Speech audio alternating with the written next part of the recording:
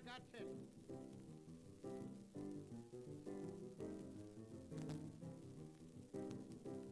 And when I say hold yourself, I want all of you to get ready to stop. And when I say stop, don't move.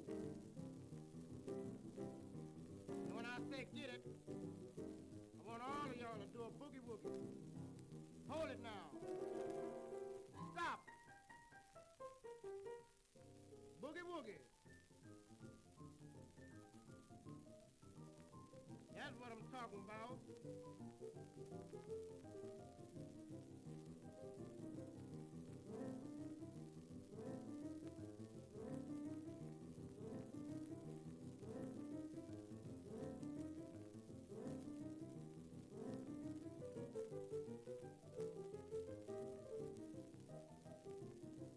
Now when I say hold yourself this time, I want all of you to get ready to stop. When I say stop, don't move a peg. When I say get it, everybody mess around. Hold yourself now. Stop. Mess around. That's what I'm talking about.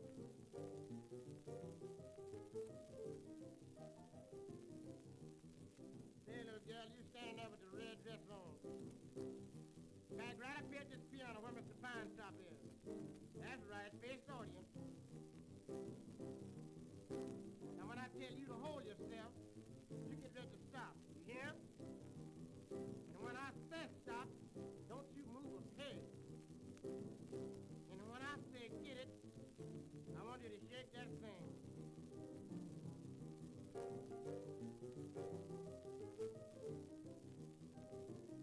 Hold yourself now. Stop. Shake that thing. That's what I'm talking about.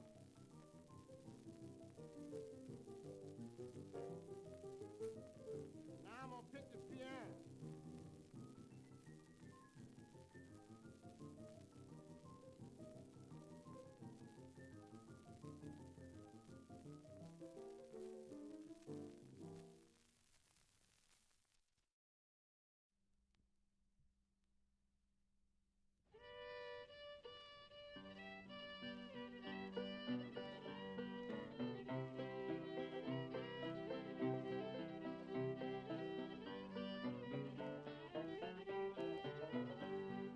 Kinley, Holland, Kinley, Squall, Ducks in McKinley, I can't find that from Buffalo to Washington. Roosevelt in the White House, he's doing his best. Kinley in the graveyard, he's taking his rest. Hi, welcome to Driven by Me and Disease. So, today I'm going to go step ahead and do something I said I wouldn't do, but I will make an exception. So, I said in the previous live stream that you shouldn't make art right away in your first, at least if you are a solo developer, you shouldn't make art right away. You should focus on your main mechanic, the main mechanic of your game. So what occurred between now and then that made me change this for my own project is that someone contacted me on Facebook on my Me and Disease pages, on the English page of in the French page of Me and Disease, and it was a French guy. He asked about how to be a 3D modeler and where to start, and I have the usual answer with beginners in 3D modeling. What occurs is that people people show me their art and ask me for advice, and I wanted to give this guy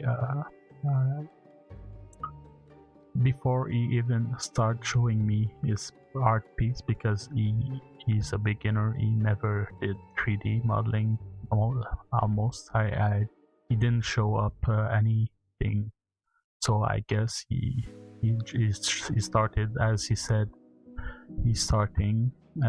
He's looking for tutorial, which I advise him to learn along the way, not use tutorial, but I let him go with it. So the main thing is that I gave him the advice that I know will eventually I will have to give him when he will show me his first draft, his first 3D modeling, because every time someone beginners often, or someone that is not does not do 3D modeling very often, and people like that showing me their art piece, the first thing I notice is something that I don't say right away. I ask a question first. I always ask when I feel that it's the case.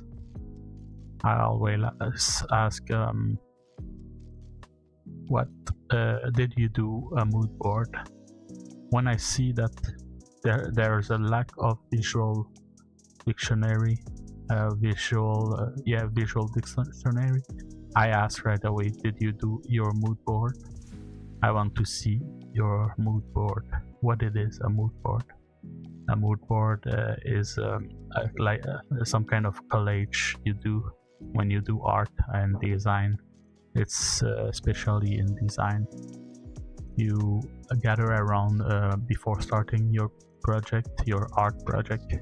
You gather around pictures, references, photo reference most likely and more likely. Like you can, let's say you do 3D modeling or drawing, 2D drawing. You will need to gather photorealistic references, most likely, with exceptions, because you don't want to be a photocopy of a photocopy. Because if you take a photocopy and you put the result in the photocopy and you photocopy the result of the photocopy, you end up inducing like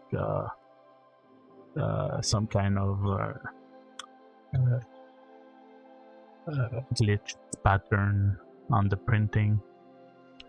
So it occurs also with the AI models. When you train resulting picture to AI, it end up learning the picture they themselves create, and it breaks their learning patterns. So you don't want to use, most likely you don't want to use digital pictures, paintings from other people. You want to use photo reference for the reason that you will copy the mistake that the person put in eventually. If everyone use picture as reference, like drawings or digital pictures as reference, we train ourselves with mistake that other people did.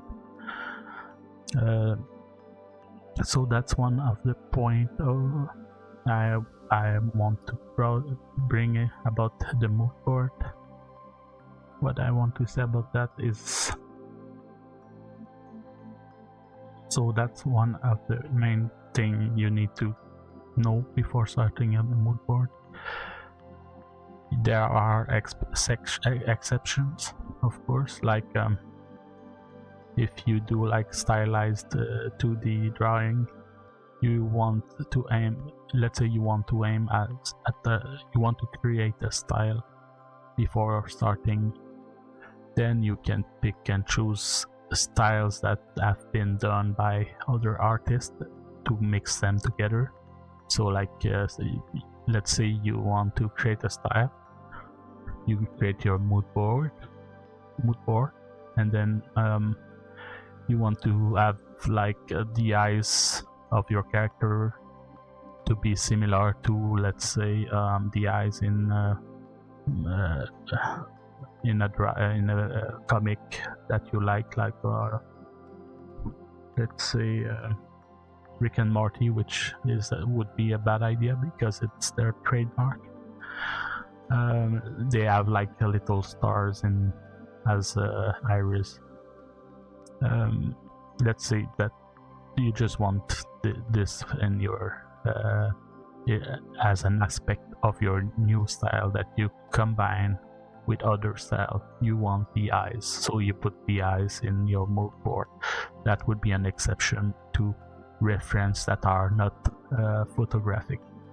Another exception would be you are doing 3D rendering and you want to reach a level of quality. Then you put pictures of artists that have done 3D modeling in which you want to reach that quality, but not take reference on it, just the quality reference. That would be an exception to photo reference. Okay, so next. What else? Why doing a mood board with reference? That's the main question. Why you should absolutely do a mood board as an artist if you are a beginner. I will show you, first thing first, a video in speed, and I will comment over it. It's a video by Fengzu, which is Fengzu as a school. Let me just Fengzu Design School. Let me just search his name just to be sure to not say thing over my head. Say things that aren't true. Where is Fengzu? So the name of his school is FZD School of Design. FZD School of Design. I just want the wiki. FZD, that's not it. Okay, founded in 2009.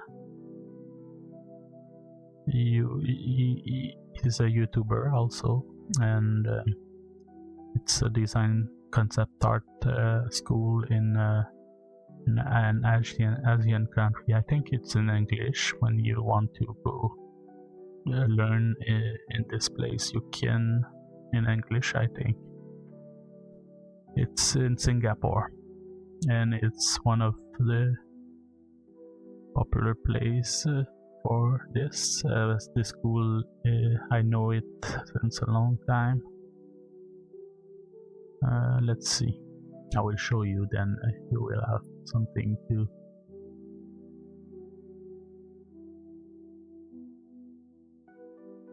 close up monitor. Right, so I hope the music is not too loud.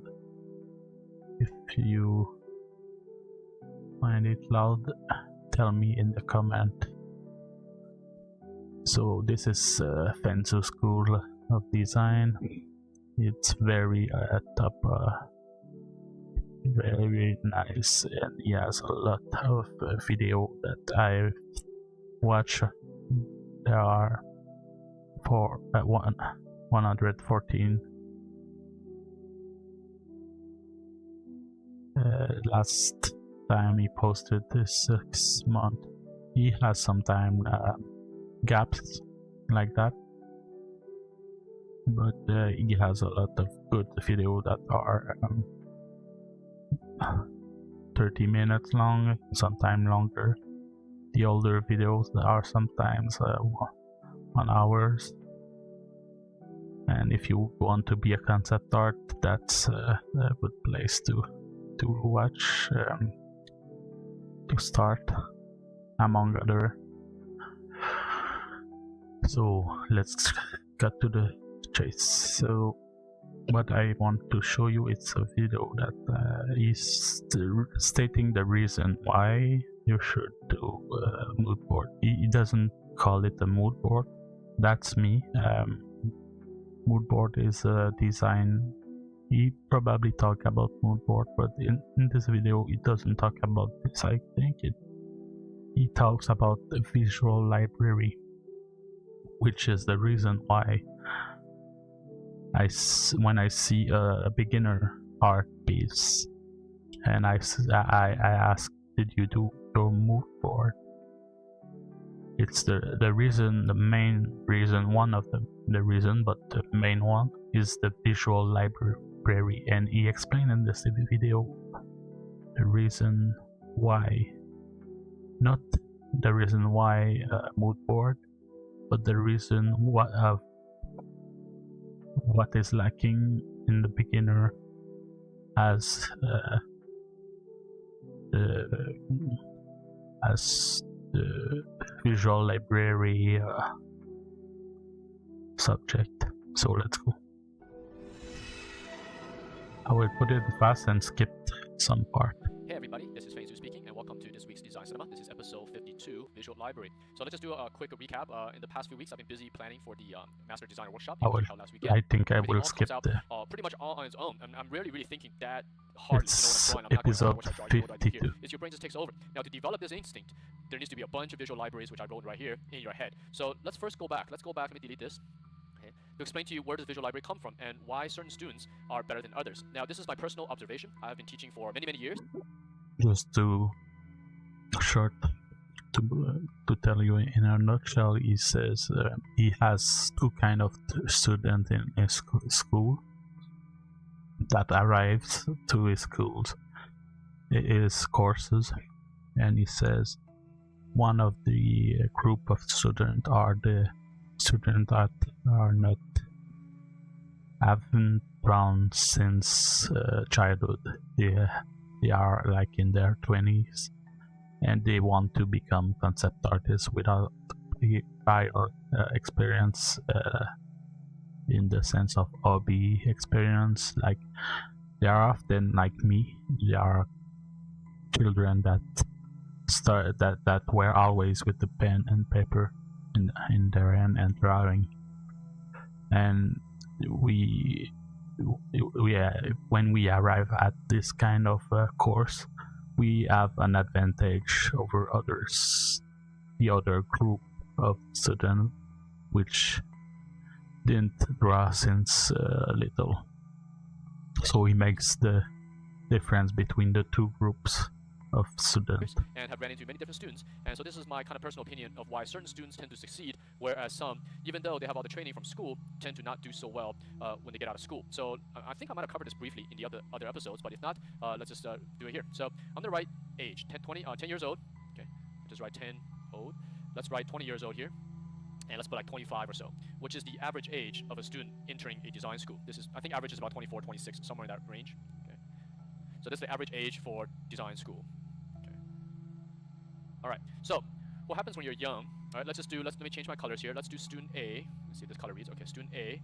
Okay, and then let's do him first. So let's say at very early age, from age, since he's born to about, generally about 11 years old, young kids tend to do a lot of visual related things. They read books, right? They draw. All of us draw, right? When we're young, we scribble and do all this stuff. It's not serious. It's just done for fun, but we do it. And we travel, we go to museums, all sorts of different things. Maybe play with toys. Now, depending on the way they were raised, most kids are exposed to this type of things through their early childhood. Myself included. I play a lot of video games and all sorts of stuff. Now, what this is doing is that it's developing the visual library. There's a lot of information trapped in these little elements, visuals, not necessarily drawing. And every time they play with a toy, every time you read a book, those things get stored into the kid's brain. However, for a lot of kids, let's go to number 2. Okay, kid number B. See if that reads. Let me change that to lighter color so you guys can see it. Let's go with purple. Okay. B actually has the same childhood. Okay, they both do the same thing. This kid number B also reads a lot of books, draws, and plays with toys. But the crucial factor happens somewhere around here.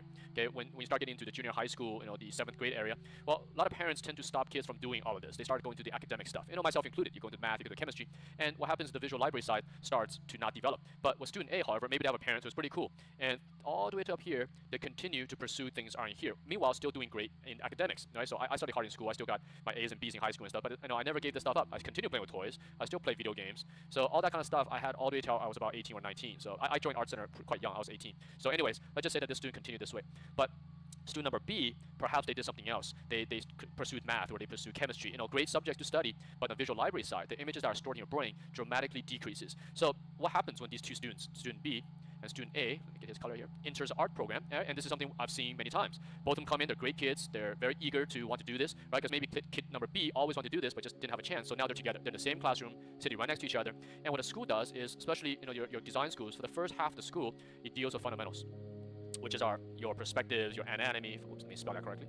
Fundamentals, okay, right? Your basics of lighting, mood, all those kind of things. And student A, student B both do rather well because it's basics, like learning math, right? 2 + 2 = 4 or whatever. And so for the first half of the terms with the school, they're all equally on par to each other. A and B, you can't tell the difference. They're doing fine. The problem happens halfway through school. Now you get to design. Okay, this is the big thing right here, design. Because fundamentals is the same. You can learn perspective, drawing cubes, drawing castles, and things like that. Not that hard, right? Because you have something to copy. You have some kind of set of rules. But then when you get to design, now we're asking the students to combine fundamentals, right, up here. Let me get some colors in here, right? To put this together with the stuff that is up here, the visual library. Let me just circle that up here. Okay.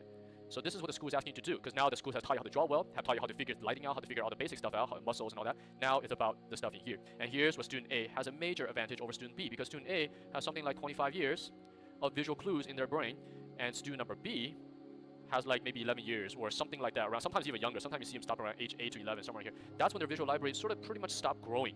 So let me erase this out real quick. Let me hide this layer. What happens is now you assign student A and student B a similar project. Let's do a medieval castle in a fantasy setting, right? Kind of like the drawings I have on the page here. So what happens? Well, student A, or let's student A, let's say the one on top here, very exposed. Student A traveled to Europe, read a bunch of token books and all that kind of stuff. So in his brain, he has stored all sorts of information about a kind of medieval castle. And so when he starts drawing, he's like, you know what, I'm gonna draw this as a, first of all, all sorts of stuff will go through his brain. And this kind of stuff happens rather quickly through the brain. They're thinking, should I make this castle a military castle? Is this a nobleman's castle where they live and doesn't have military defenses? And the student would use those knowledge to design the image, right? So in this case, maybe we'll do a kind of a non-military, but maybe where someone lives high up in a nice mountain range, right? Like a beautiful castle in which a nobleman lives or something. And if this is for a video game, you have to kind of travel up this hill to reach it. So let me just do a quick sketch here. Right? And again, this is student A's version. And he's not going to have problems with perspective, because that's what the art school and design school teach you to do. He's not going to have problems drawing it correctly. And at this point, it's all about the design. And maybe he has a drawbridge, right? And while he's doing this, he's recalling all those memories. Maybe when he watched a Disney movie, or when he traveled to Germany and saw the castle, when he went to the museum, or when he read the token books. All that kind of stuff comes into play. Okay? And it's going to have this nice drawbridge, and maybe a river down below. Okay. And all the movies he watched, compositions, all that kind of stuff comes in. So he is combining fundamentals together with the strong visual library in his head. Now let's go to student B. Student B, as we recall, their visual library sort of stopped at age 11, 12, somewhere around there. They stopped. So, but the student B also know their fundamentals. They know their perspective. They know what to do. However, because their visual library has stopped growing when they're very young, the last time they remember a castle is the kind of cartoony version. So, and I've seen this again many times from our students. The same student, the student B, this type of student, will come in and draw a castle that looks like this. Okay, fundamentally correct, perspective is completely correct, but the design is absolutely childish in a way. And that's not to make fun of the student. It's to basically say this student's visual library stopped when the last time they saw a castle is when they were a little kid. So they turn in a castle that looks like this, right? And it's got like little big windows like this. A very fairy tale castle. But if you're working on, so I would say that let's say it all. You just go over and give other examples with ants, with how when you don't have visual library, you draw like ants with less details. And that's you can watch the video. It's a really good one. You explain how to get how to have a better visual library, but you miss a bit of a point where it can be done faster than traveling, let's say, or studying reference. It's a bit long doing all of that. It's like you don't have 20 years on your hand. What you can do to save that 20 years is a mood board. That's why, and that's why I went into this video to explain you why, and he gives a really good example, except he misses the mood board. So the reason why as I said, I was telling you not to focus on design of your game in the visual, and to put it aside for your documentation, and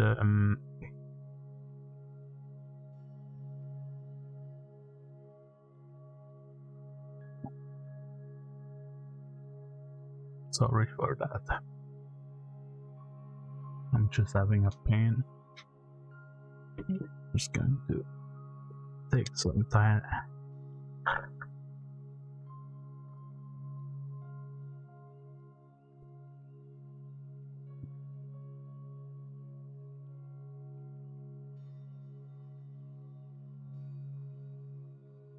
Okay.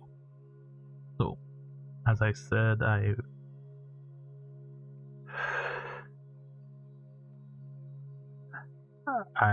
told you when doing the game design document in the previous episode to avoid doing your art in the draft design document, but I will do an exception for this one because this guy asked a question about mood board, about how to start, and I want to prepare for the French live stream an answer and give it to him, and then I would show you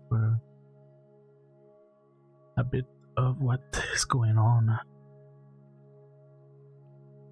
in my game.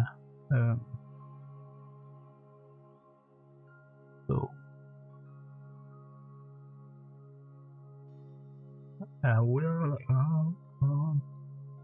show you there. So this weekend I almost finished everything. I only have to finish and put it to ready everything that is in the backlog. So that's how you would do. You finished your, when you have all set your task, you put it to backlog, to ready, from backlog to ready. Also, usually people like to in project management, there's a tool that people like. It's called a burn down chart, and a burn down chart is not it's not possible really in GitHub Action, GitHub project, but you can manage to cheat it. What it is you have your estimate, as I did in each of them. I did my estimate in Exponent there, and then you have all the estimate summed and a timeline, and as you finished a task, you see them going down. Let's see. It is a fast visualization to know if you are late in your timeline.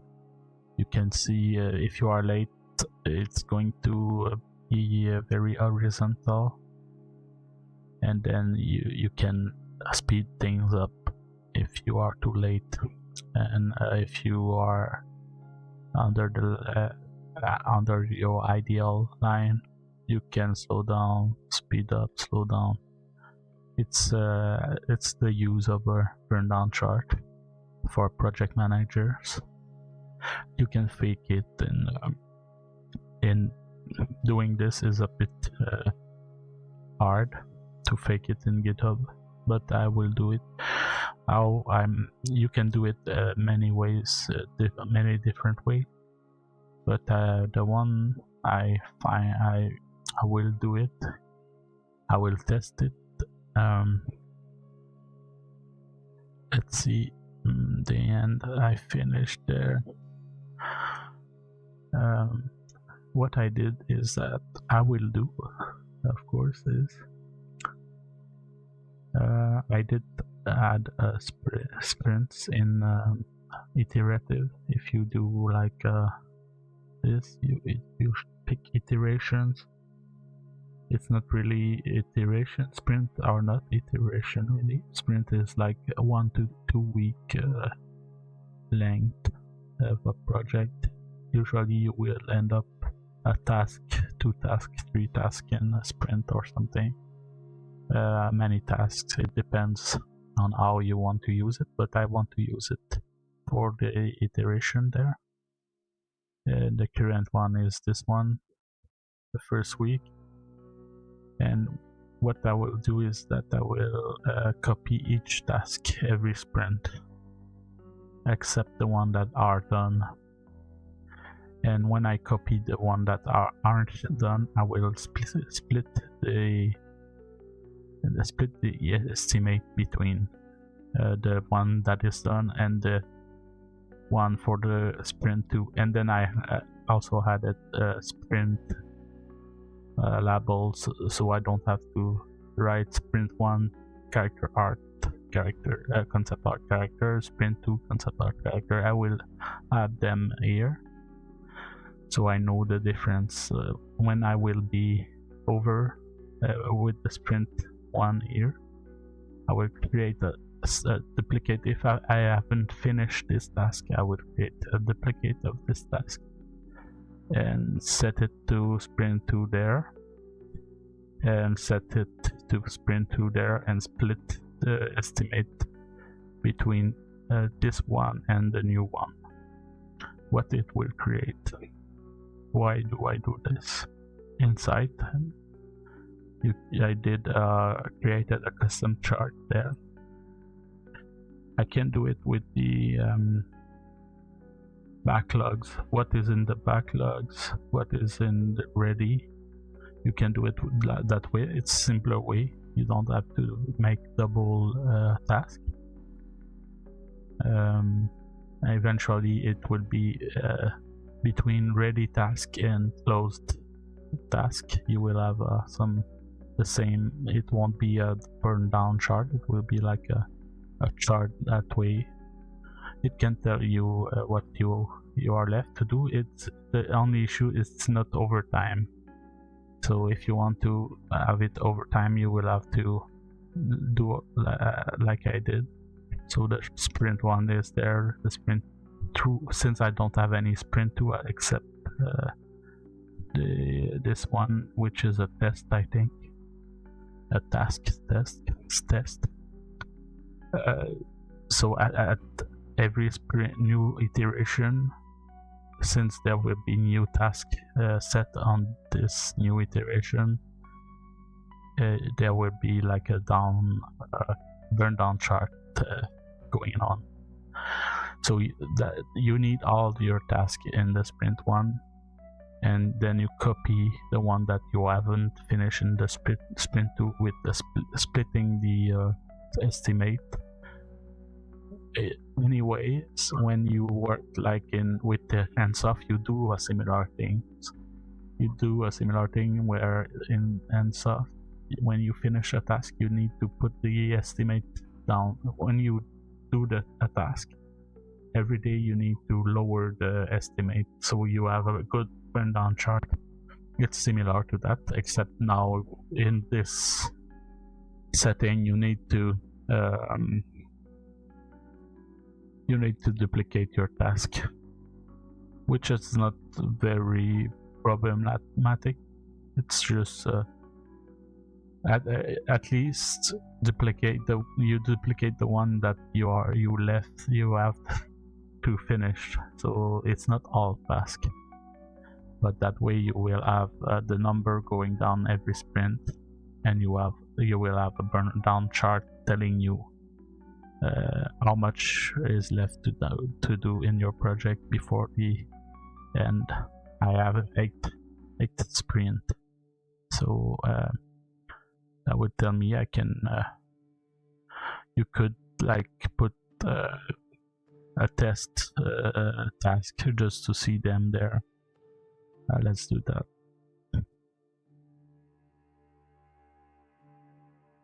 No, I guess I won't, but I want to know which one is the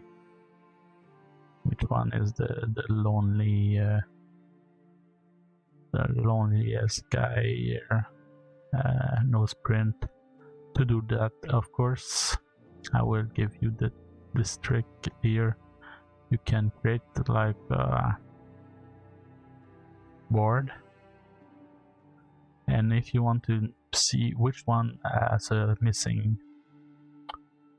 setting, you can just set it by any of those group. So the one we saw in the insight is estimates. No, it's sprint. So now I scroll down and I see this is the one. So now I can drag and drop it, and he's not there anymore. I can do like a test sprint 2, test sprint 3 to see. I have the 8 sprint all the way. Let's do it. I'm a bit diverging from the theme, but it's just the update from what I've done last week. So into test.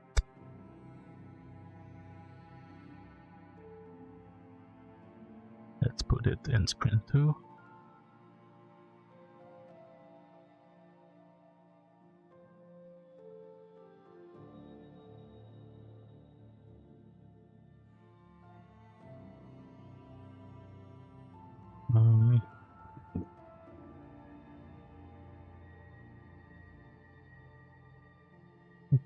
You will be able to do many things with you can see we have the 2 now, but if you want you can also do nice thing like group by categories. Then you have all your categories: art, NPCs, mechanics, skill tree, items, and you can see, okay, my mechanics is large. It's a good visual. And then sprint 2. Let's see what was the no estimate. That's fine. You can duplicate, which is a bit bad when you will have to copy the ones there. You might want to keep them in sprint 1 and just have a simplified version or something. It's a bit bad that you can duplicate. So you will now do the sprint 3 up to your last.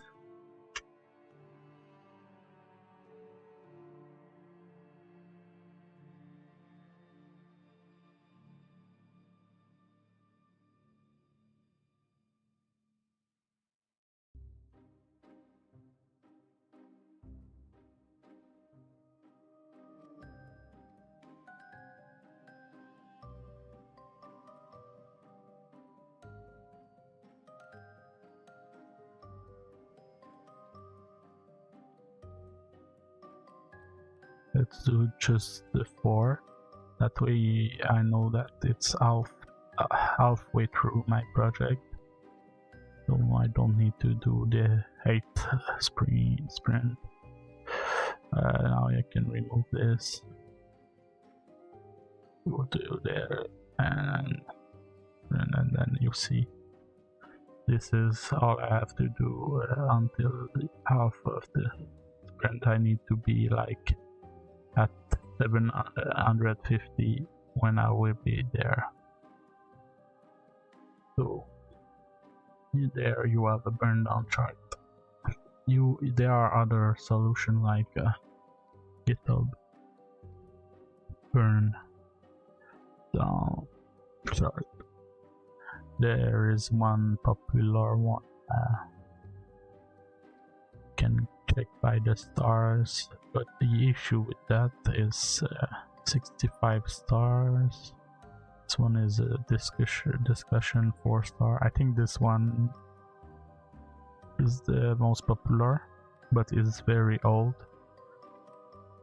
It is very old, and when I tried it, I didn't manage to be able to run it because it was not up to date.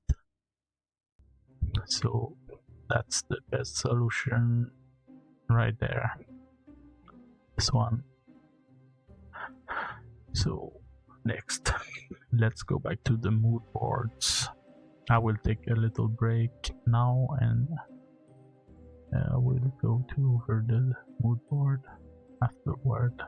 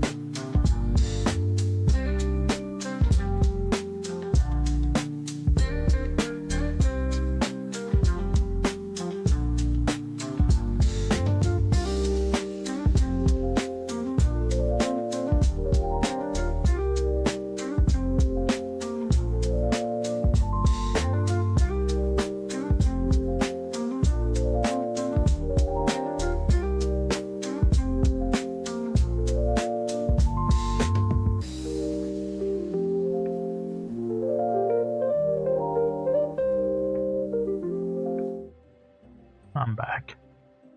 So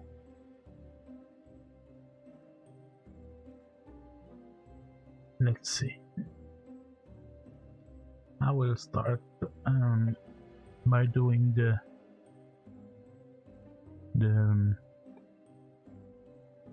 first task, which I put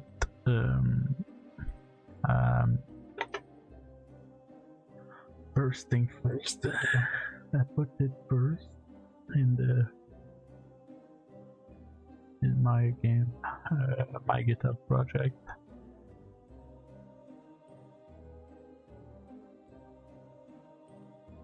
So what I will start with the roadmap, concept art, character. I will start with not only character but like the game in general, and then the rest. So how do you do that? How do you do a concept art? Starting with the mood board. You have many websites. I don't really like this one, but I use it sometimes. So I won't use it there. I will use it on my browser.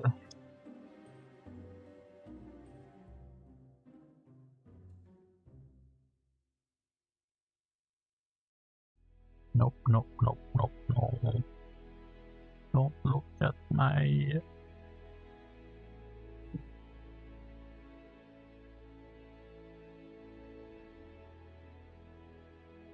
There you go. Okay, so I'm a banana.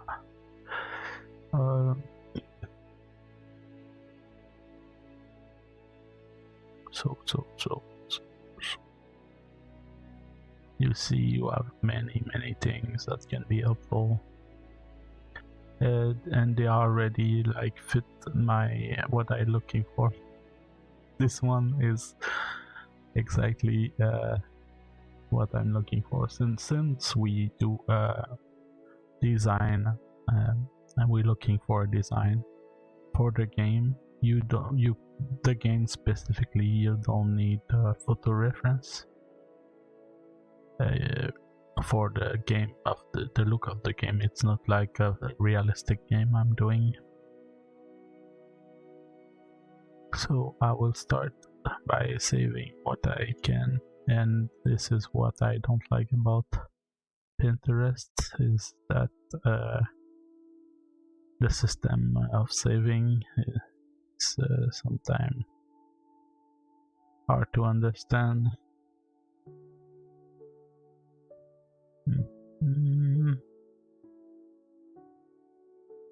I don't remember, I used it not long ago, and yeah, that's all. And so why does it propose to me? My friend there, I don't know. I really don't know why. Because Facebook is connected, that's why. So you would do like a different board. This one would be like not the mood board specifically, because the mood board is all the board, but within it you will need to have sections, and one of the section, the first one to go for is visual style or something. So Mecha is the name of my game. Treyarch. Mecha Treyarch visual guide or inspiration.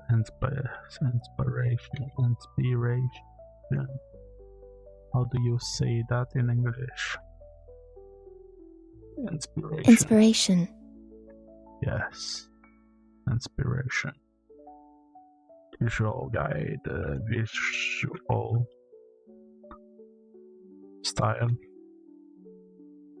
Go as you think is better. So it would be one of the section.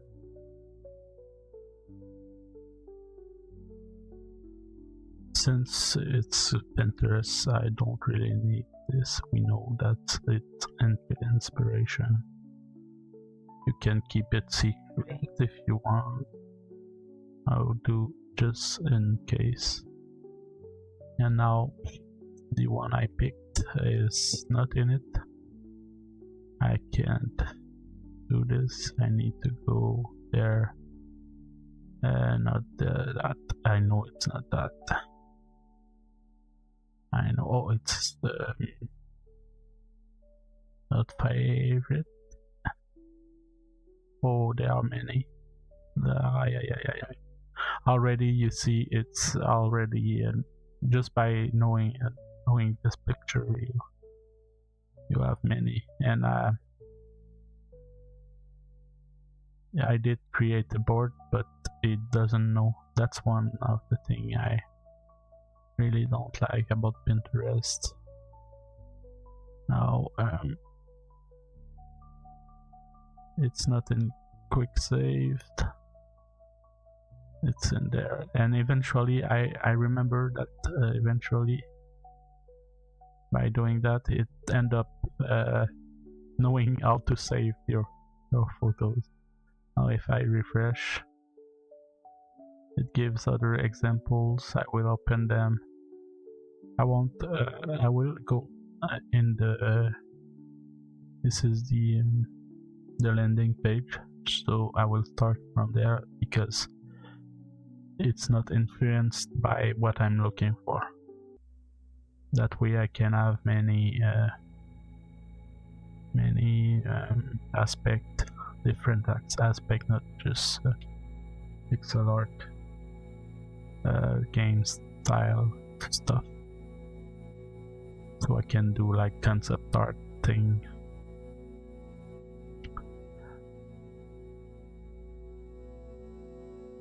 So this is interesting, but not enough.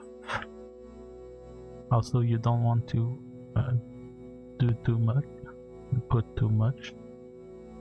Oh, this is the color.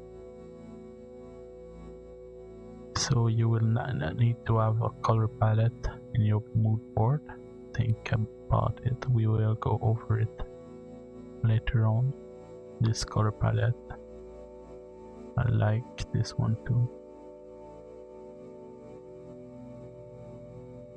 Since my draft, my game demo MVP will still focus on one level, I might not put more than one aspect of it, which is like dungeon like.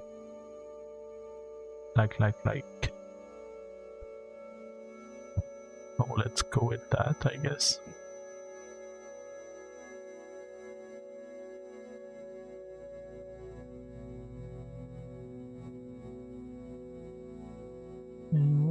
We don't know yet. It might be all AI almost. We don't know anymore. It's not as I say often in Frenchglish.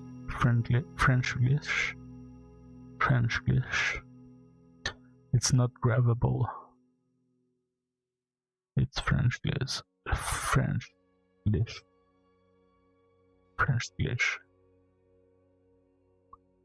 It's not grabbable.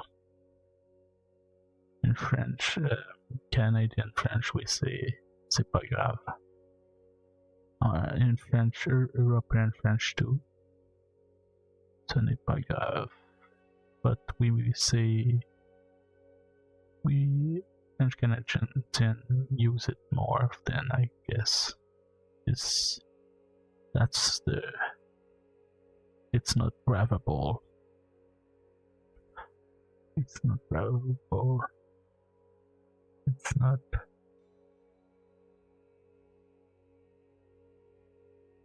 grabbable. What? How can I translate Zipagraph without losing the meaning?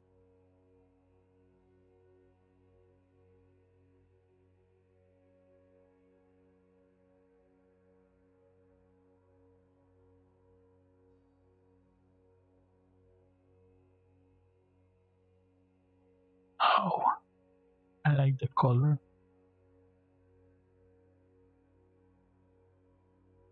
Not grabbable.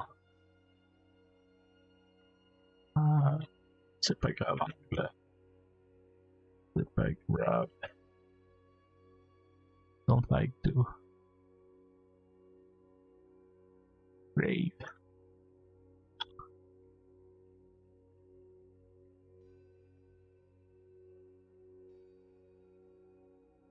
That's not important. That can be the most, the best way to translate it. It doesn't matter. C'est pas grave. That's not serious. Grave. It means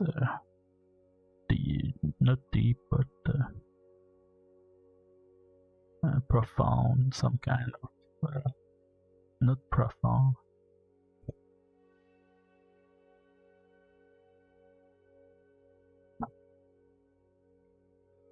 Serious, significant, severe. Severe is one of the best way to translate it. Critical can be a good way. Deep, some kind of, we can say like to un voix grave, you have a deep voice, but c'est pas grave, it's not severe. It means more like severe than deep. It's not severe, it's not critical. Deep, c'est pas grave. Ta voix est grave. Your voice is deep. So let's go with what we get. This one I will skip it, but I will check. I want a dungeon thing because the main level will be in dungeon.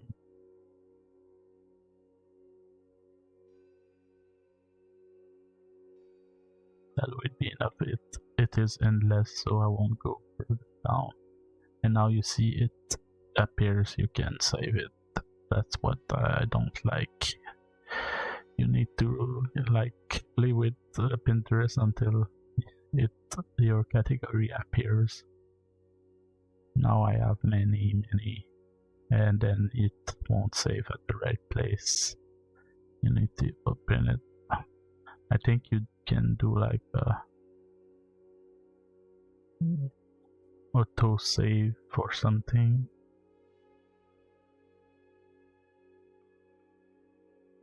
I don't know. This is more like what I'm aiming for. Wow, this one is good.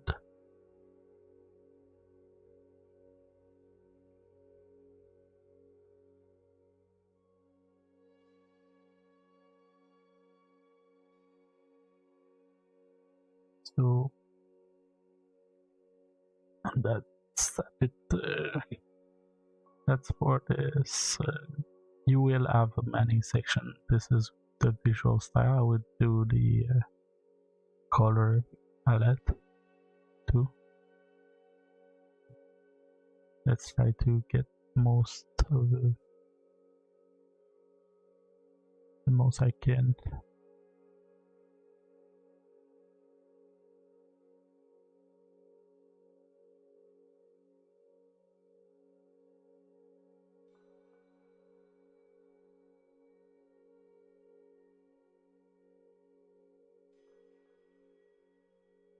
This one will be in my color palette, but the issue with that is it it would be hard to fit this color palette in the dungeon thing, but we will try.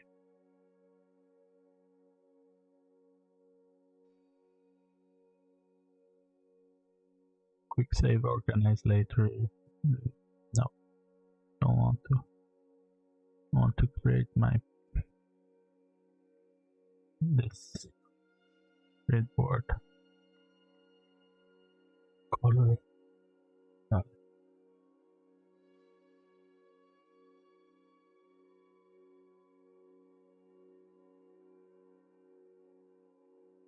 Can add the collaborators.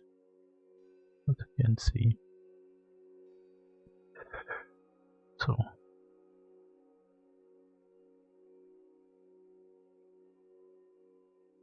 any other color palette or any dungeon thing. This color is weird, but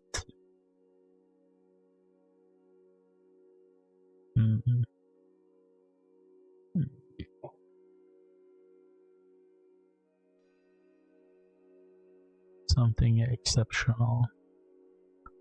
This is more exceptional, I guess.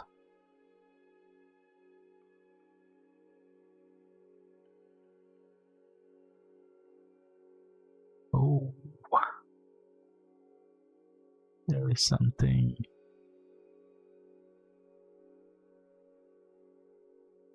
It's too saturated.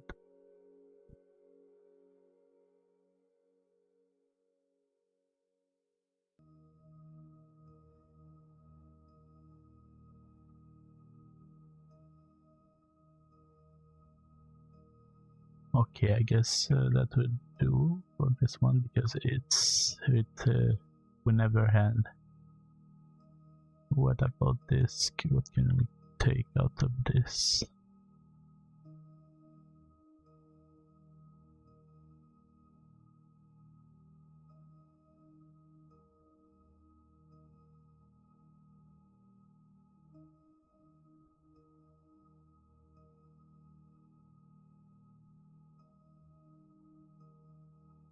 Nothing. Nothing catches my eyes. Though it's really nice artwork. Really nice.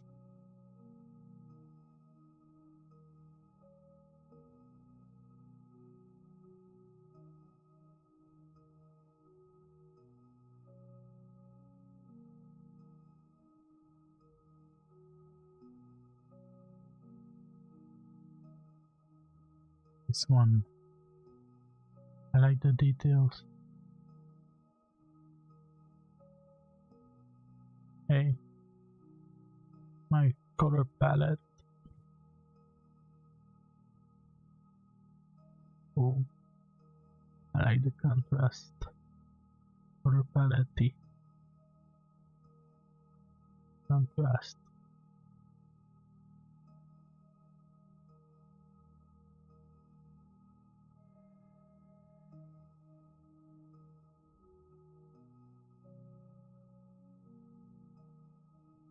I already have this one, I guess.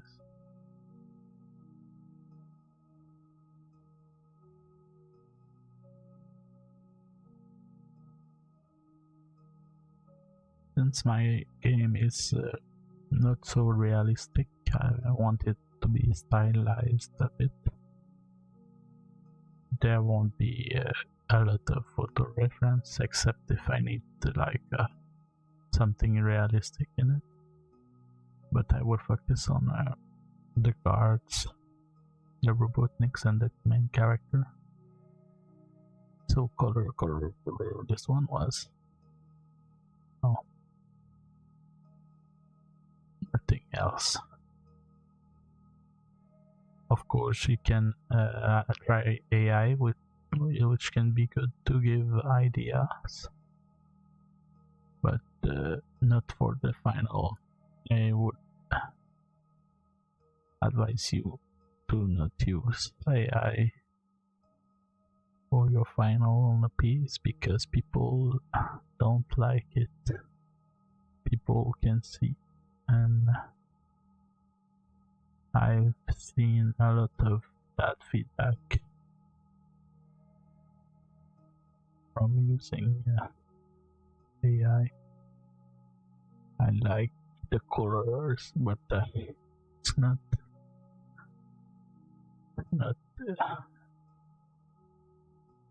enough. It's not what I'm looking for exactly.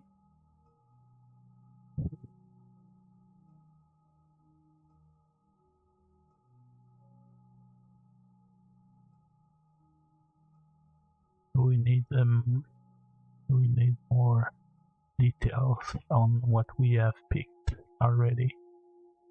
So I guess I will now go to the next one. Yeah. Be usable. I like the color palette for this one. I need to refresh. I didn't lost it. So I guess that would be my color palette. This one too. Let's continue.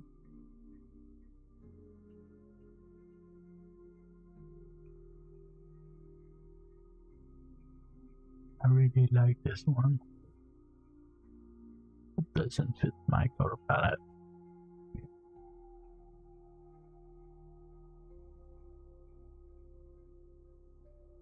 Okay.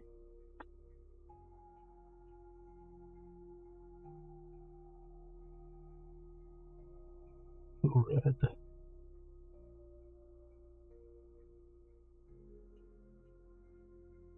I already picked them.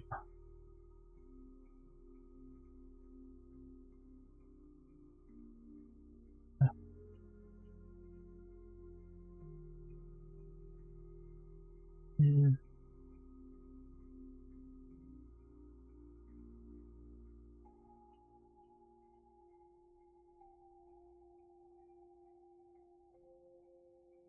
Oh yes.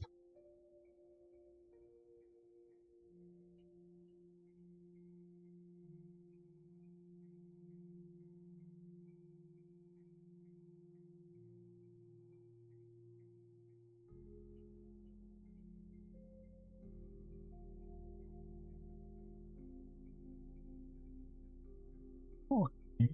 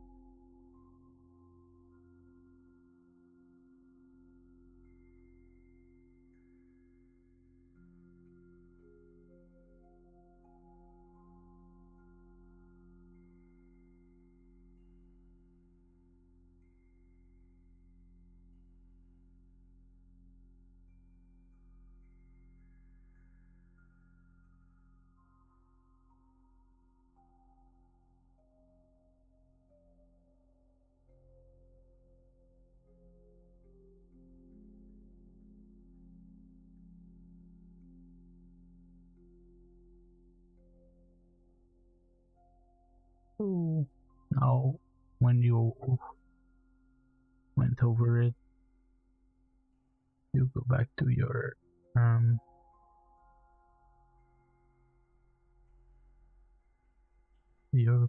board.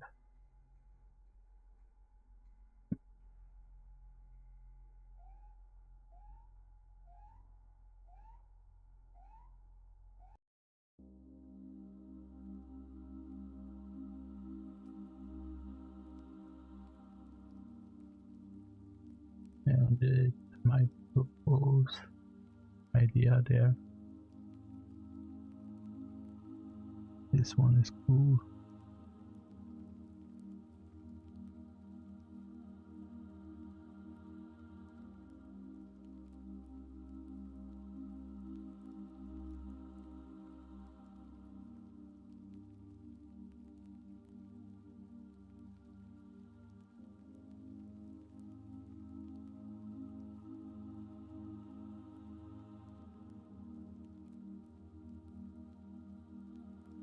Okay.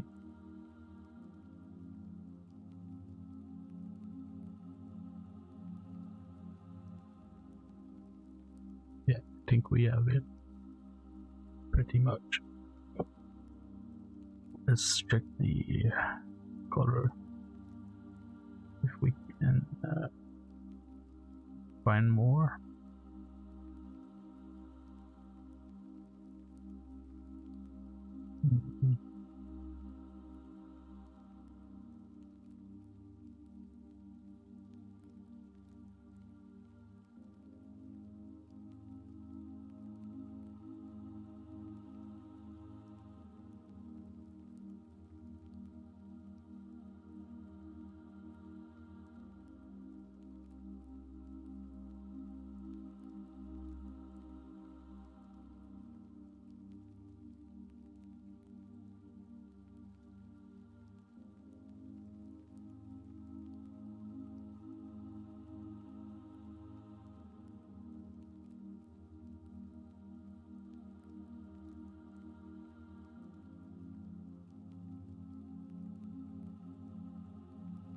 Okay, I guess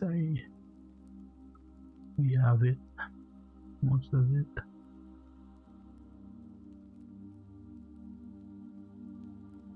I will do now the mood board for the hero, or yeah, the hero.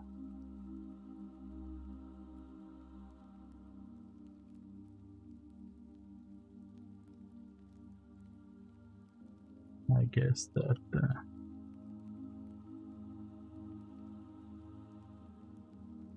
there you go. I guess that won't be good for this. I would go like something AI maybe.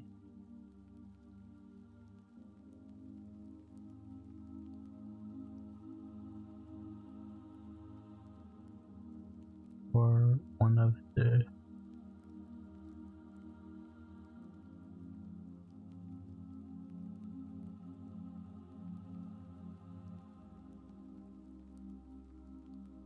let's try like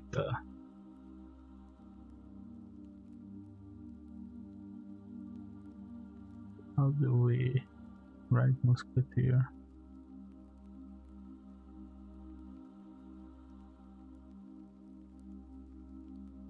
Because it will be in the setting is in this era, around this era.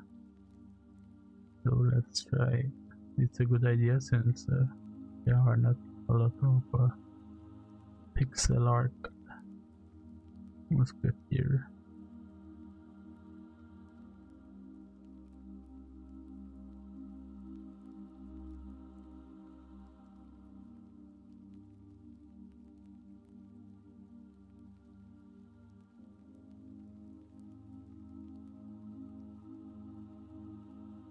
Maybe just for the clothing.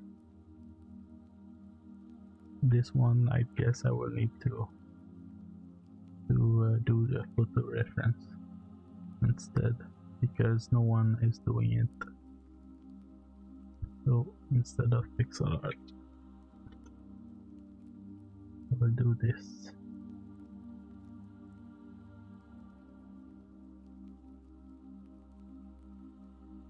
Let's try that.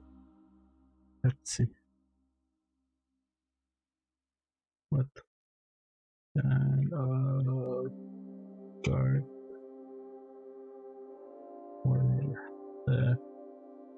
in the time of the Musketeers.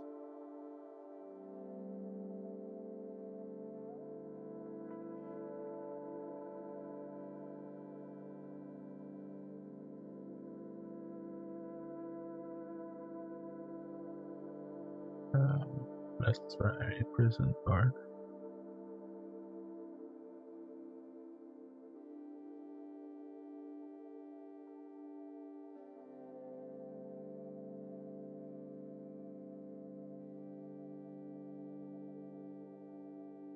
Cardinal guards.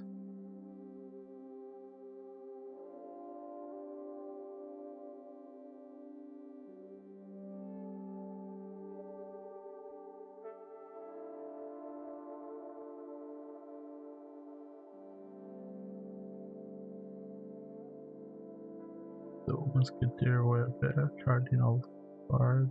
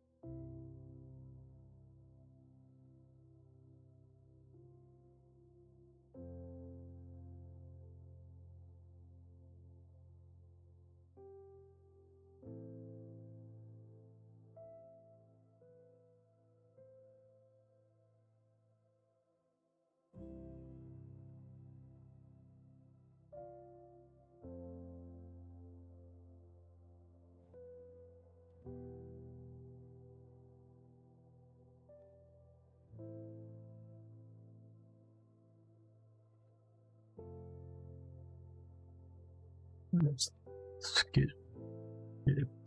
It's more interesting to have some kind of guards.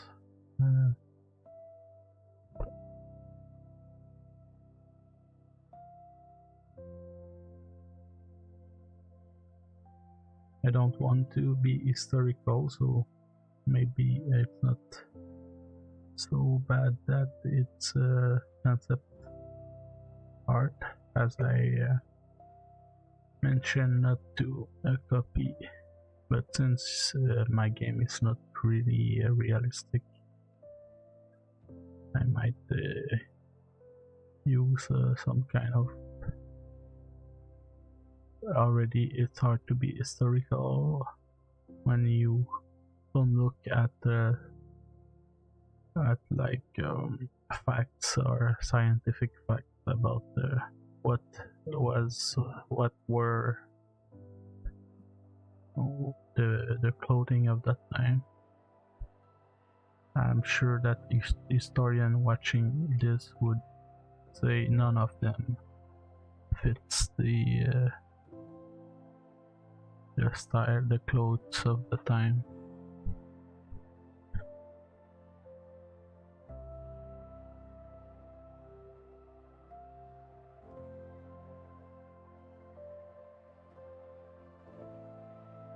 This one looks more like a guard.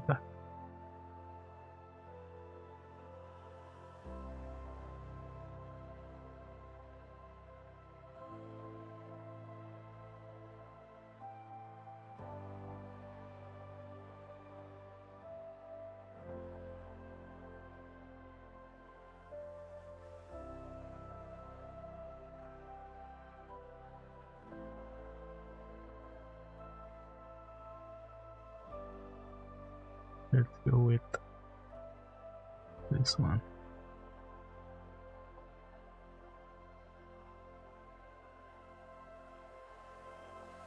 Nothing.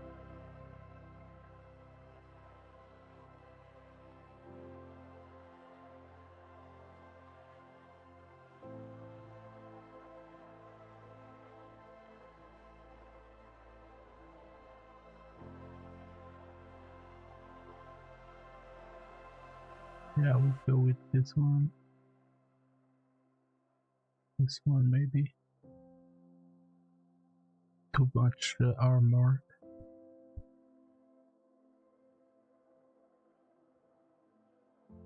I would guess like it won't wear a plate all day long. More like leather or something. Something like that.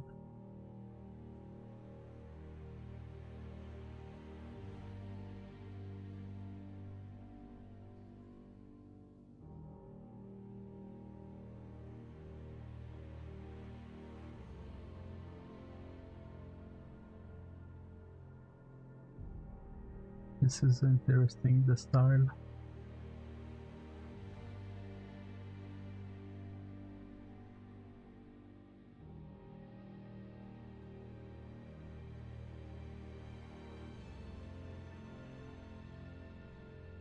I think I will go with that for now.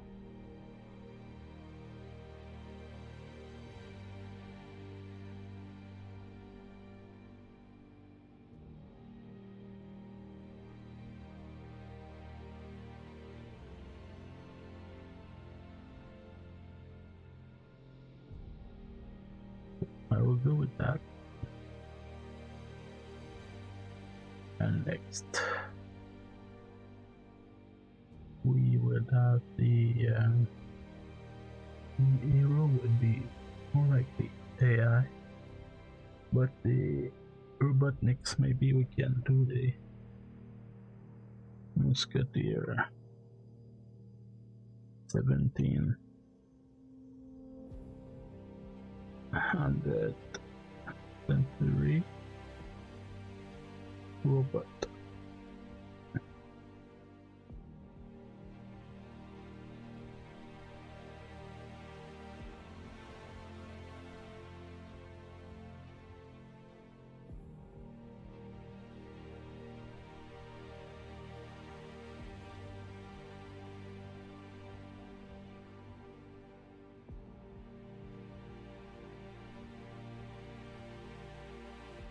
I can talk a bit as a new humanoid robot. Don't think it would be humanoid.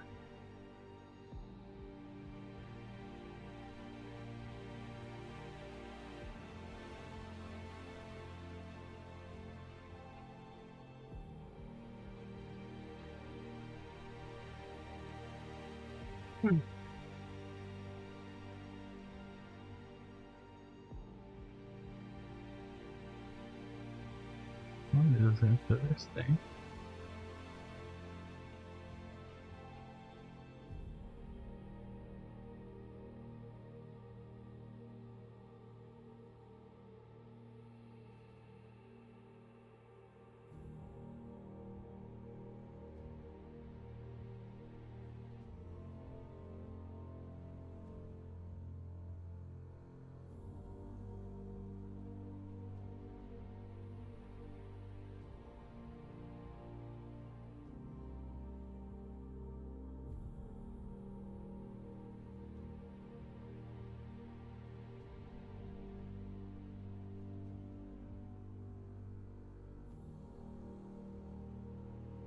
I thought of it about more like tank or something.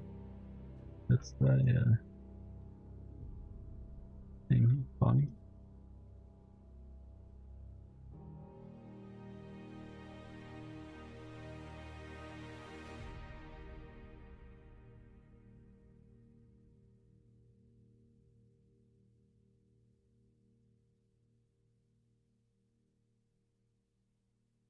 Oh, this one is cool.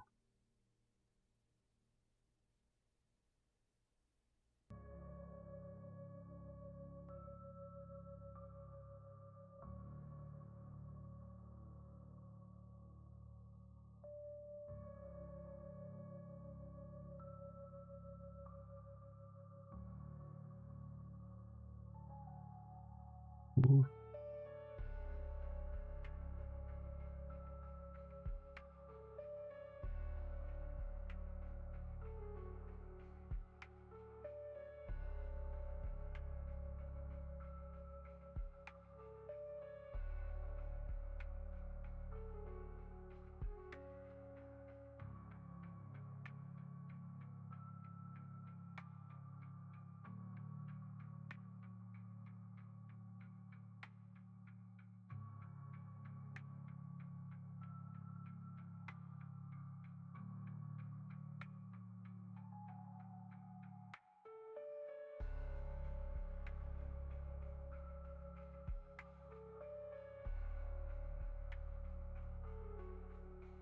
I thought like more like a tank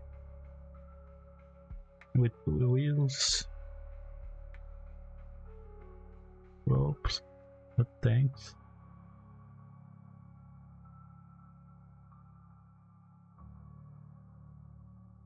Hey.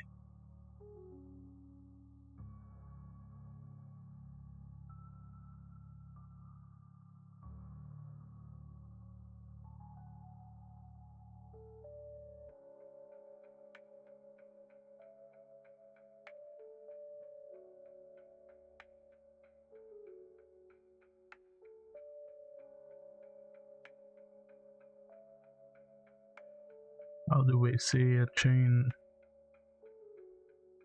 wheel?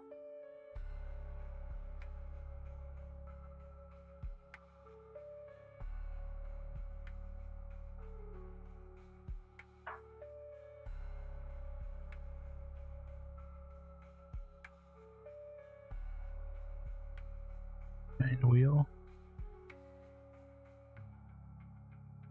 Continue strike.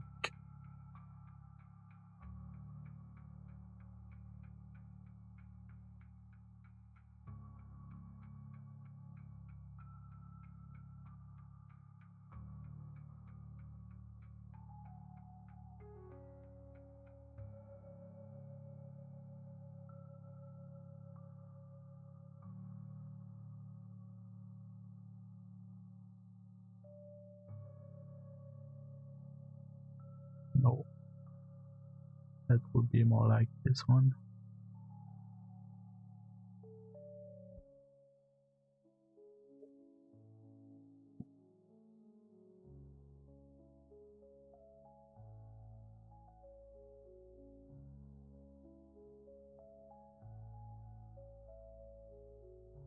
That would be more like this one.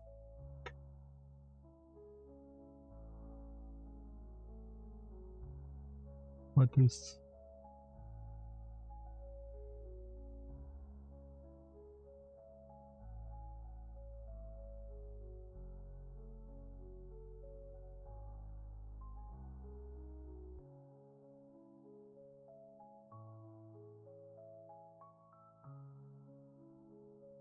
okay?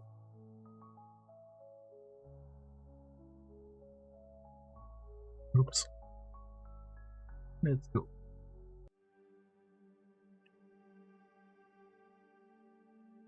Let's go. Let's see what it proposes.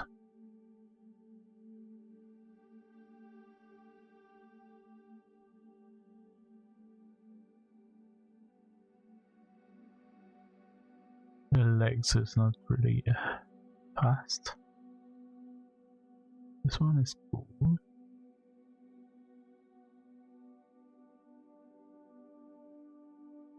Don't want like tumbling robot on two legs. I want them some kind of fast.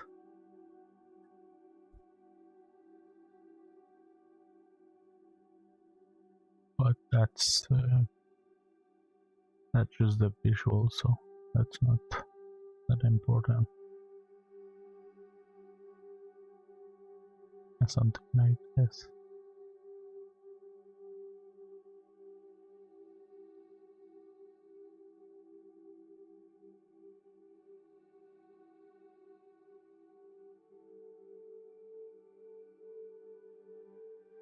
let's see,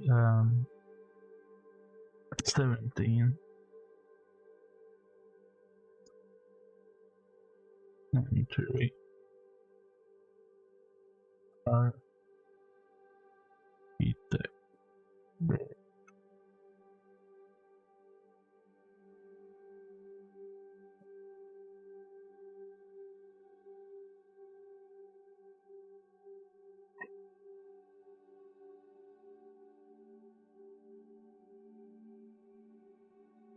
So we know like maybe how the robot will be shaped a bit.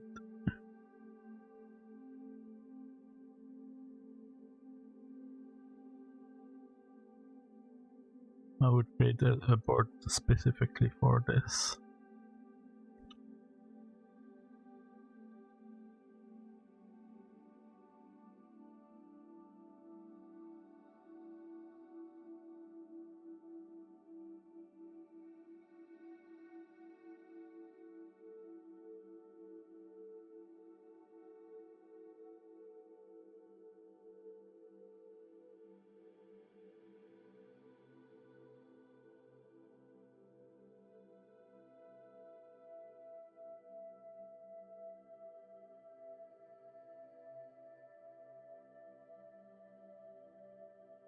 So maybe we can get inspired by this to create the robot.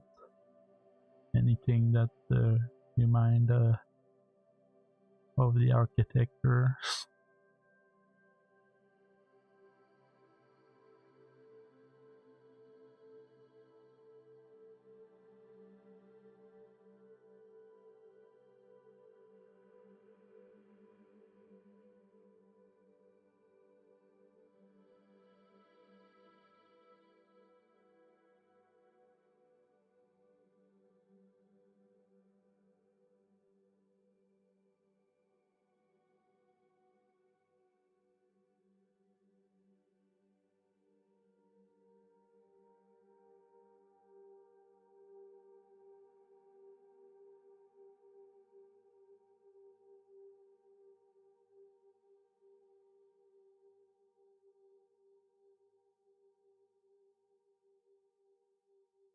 That will be it.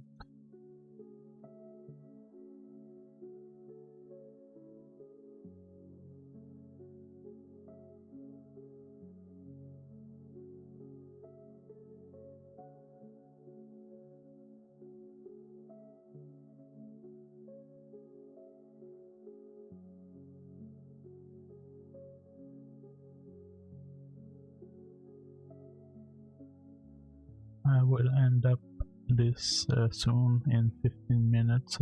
I'm going to the French live stream. So next we have the card, the Robotniks, and the hero. The hero I want to go over like AI tool, just to have ideas.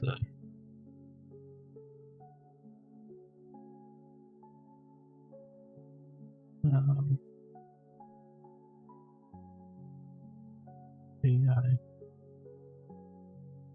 I think that Leonardo. I might still have points in it for the day. There's also Art Gen.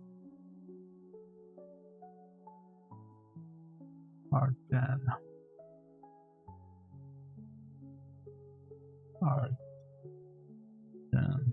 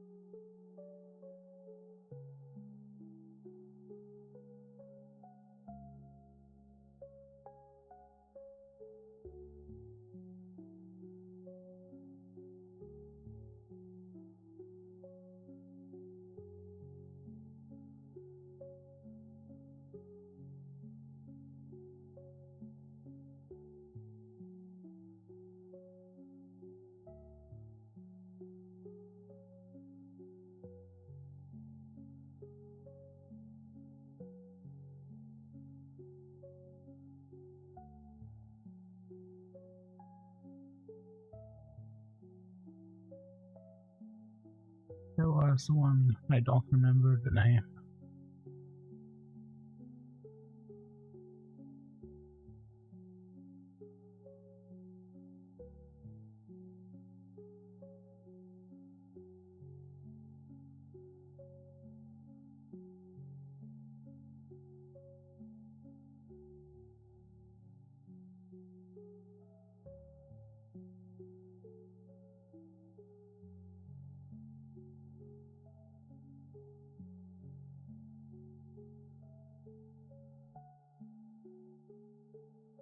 Sure.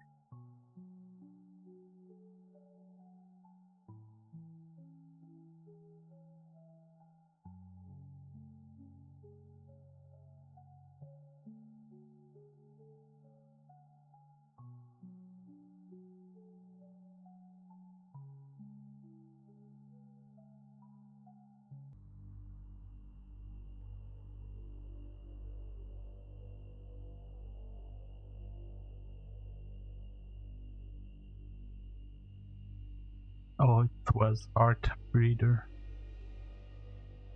Art Breeder.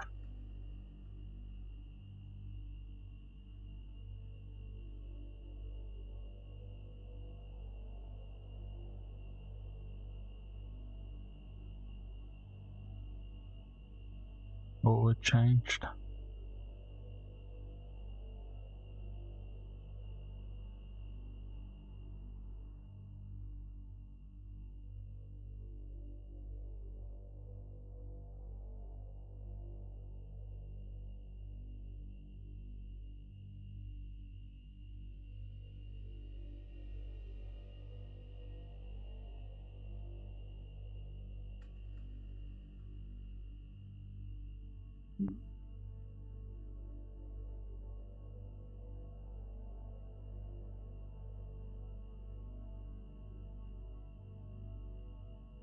It changed a lot. It was very cool back in the days.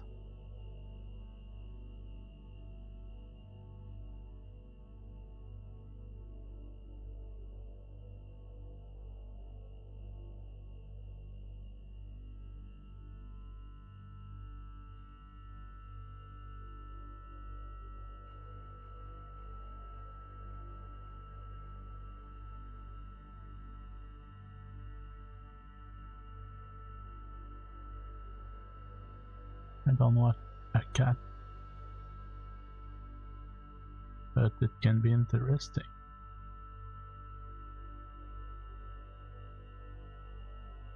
Can be interesting, a cat. Make it make from more like 17th century style, like musketeer era.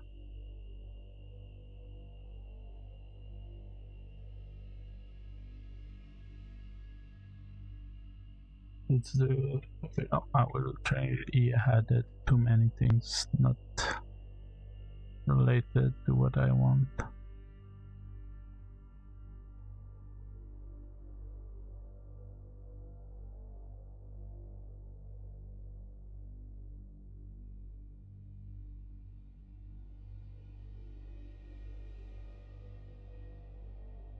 I put anything. Go.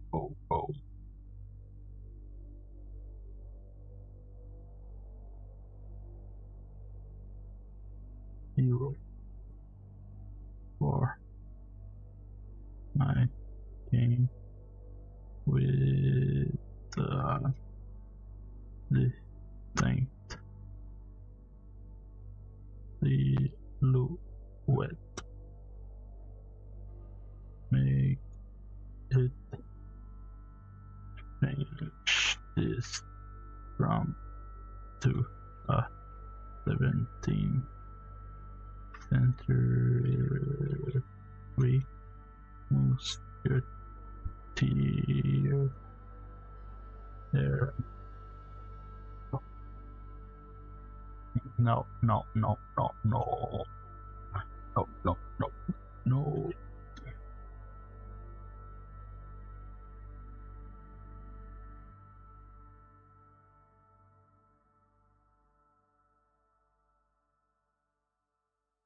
Let's just go with it. Run with it.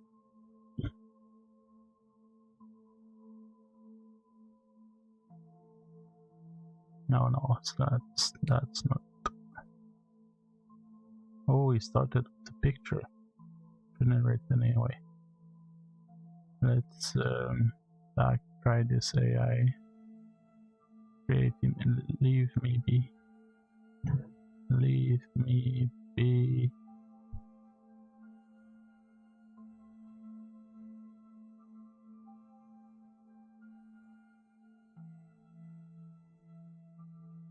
Hello.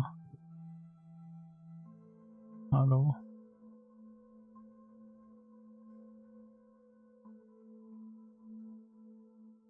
I don't want to train my model.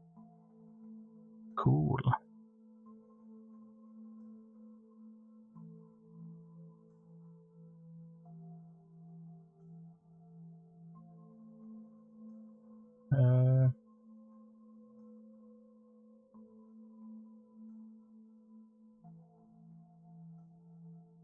My hero is Mika Master.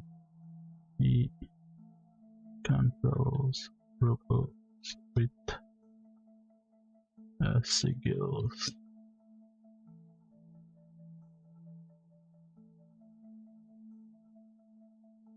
Create a better fitting prompt for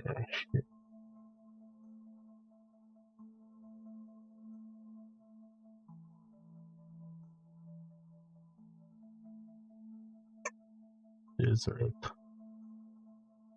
I don't want a nomadic desert.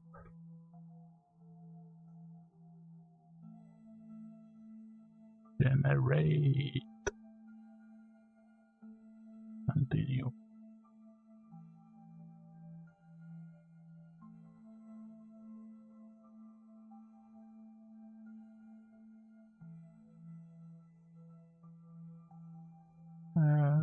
Generate create image. Let me be. Let me be. Let's write it. I don't want to update. This one is cool.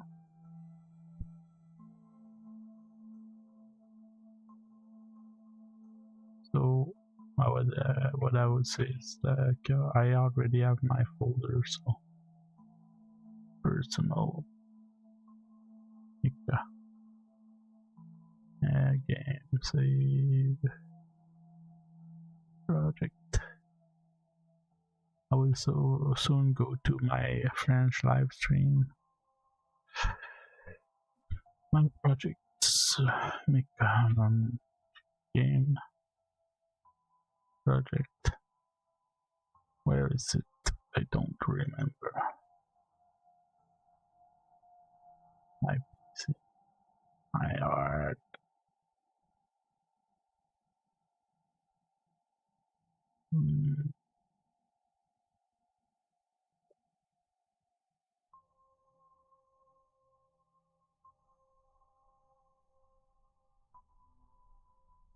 Desktop. Activities.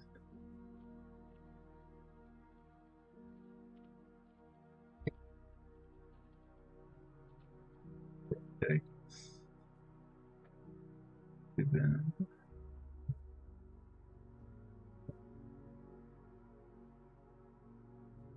Where did I put it?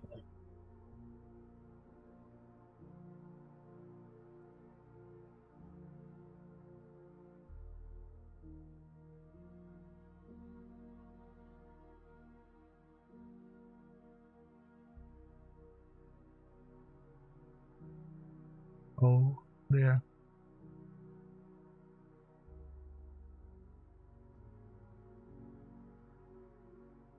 There. So I would suggest you to create your folder. Put it there. I have some already AI.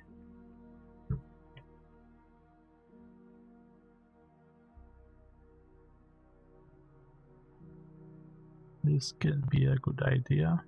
I already did some concept art with the cat face.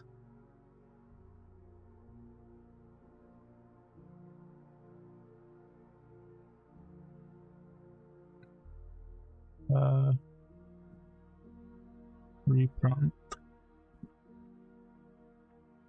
Give him a cat head.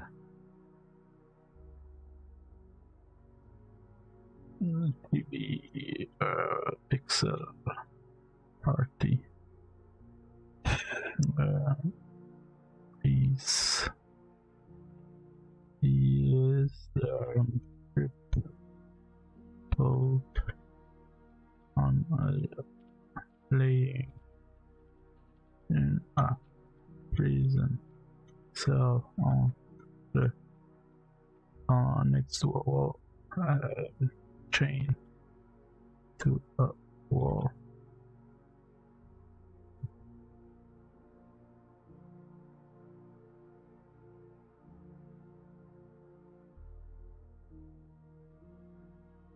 Let's try this. Image creation. Generate. Yes, I regain points. Let's say Schnell.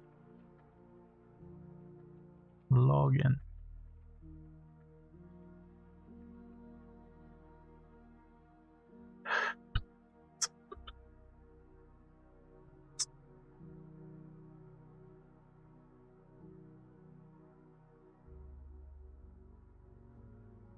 And I do more.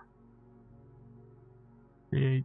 I think I don't have enough points. Yes. Hey. Not. It's not triple.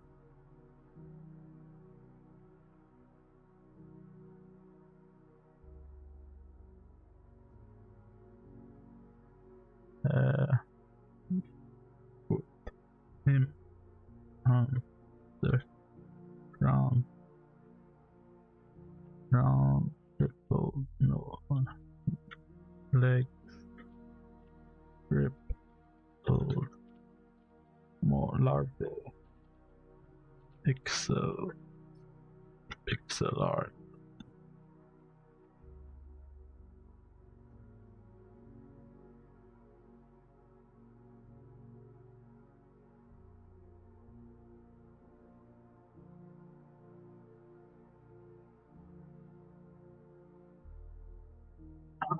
Pixel art hero.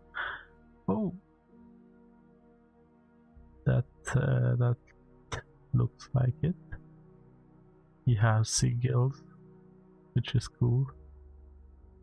This is cool. Really cool. Even cooler with the seagulls on the walls. He's a robot. They made it a robot. It's something I thought about. He's becoming a robot. It guessed where I was going for. Did I take this one? Yeah. Okay, this AI is cool. He understood. It's Leonardo, of course. Oh. good with the robots. How did he know?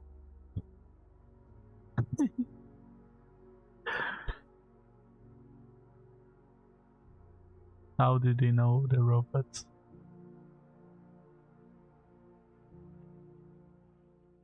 He's angry.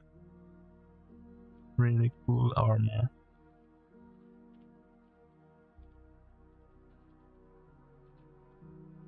But I wanted more pixel. This one is stop there, I think.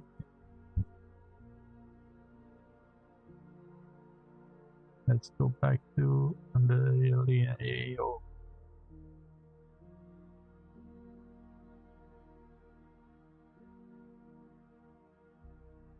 No, it's not better.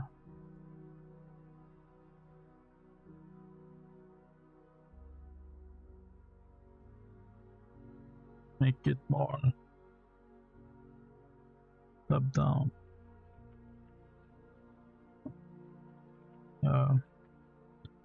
Pixel RPG game.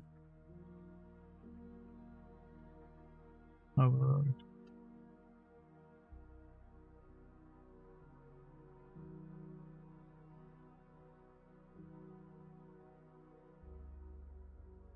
Cool.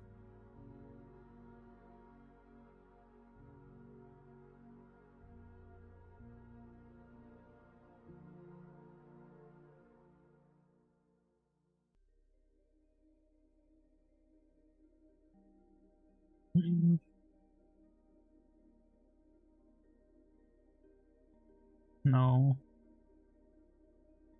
No.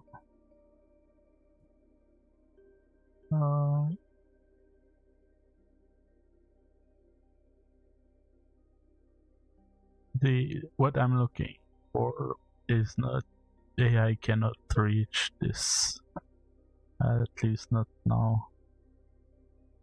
It needs like an artist. Will never. I don't think, not never, but I don't think that right now I will be able to get what I would get if I did it myself.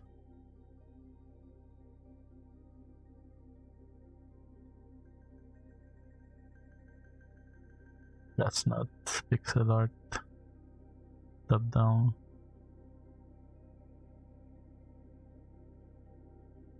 Cool.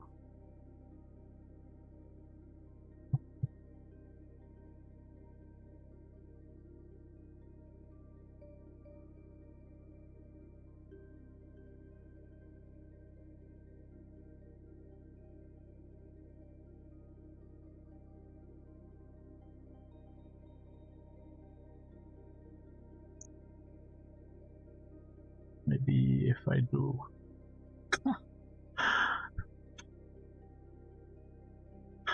no top down perspective pixel art 19 inch game character 19 game RPG. Oh, it doesn't want.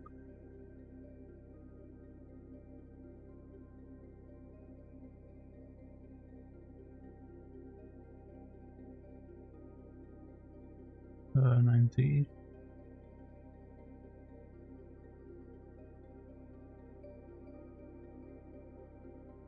RPG. It's now time to go on the French live stream.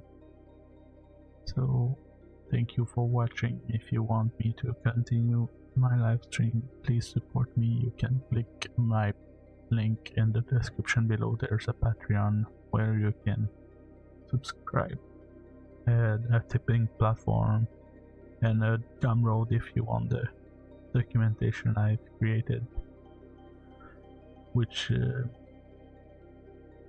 is the documentation if you want to take a look again.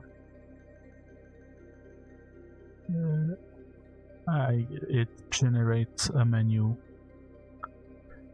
and it creates a GitHub preview at each address, so you can open it in GitHub preview or in raw navigation with MD Viewer. GitHub preview is that way in the preview mode here, and the raw is compiled with the menu, so you can give this to your level designer or an artist that would be less less complicated than navigating in GitHub. So it creates this. They can navigate that way in your documentation for your game. You can link it in your project issues, like that way. I linked it, it goes to the mood board right away. So if you want, you can go to my Gumroad and pay. You can put $0. If you put anything, I will add you to my mailing list, and when it will be ready, I will send a free version, empty project that you can clone of the documentation. And then later on, it won't be free anymore. So if you can jump on the occasion, do it right now. So that will be it for today. Tomorrow I will continue with the art of the game. Usually, as I said, you don't have to do, you should not do the art at the beginning. You should at the beginning act at the MVP, since a video game is not really art focused. You need to get to the point and do the main mechanics, which in my game is the sigillurgy here. So to do the sigillurgy, I need at least the guards and the robotniks as a blocking, like they can be like blocks that I can move around with the script. So that's the only thing that I need. This one, the concept art can be elsewhere. I need to know if the mechanics is good. That's a video game is for. It's not for the visual, most likely. It's not for especially if you are a solo dev. So that will be it. Thank you for watching, and see you tomorrow.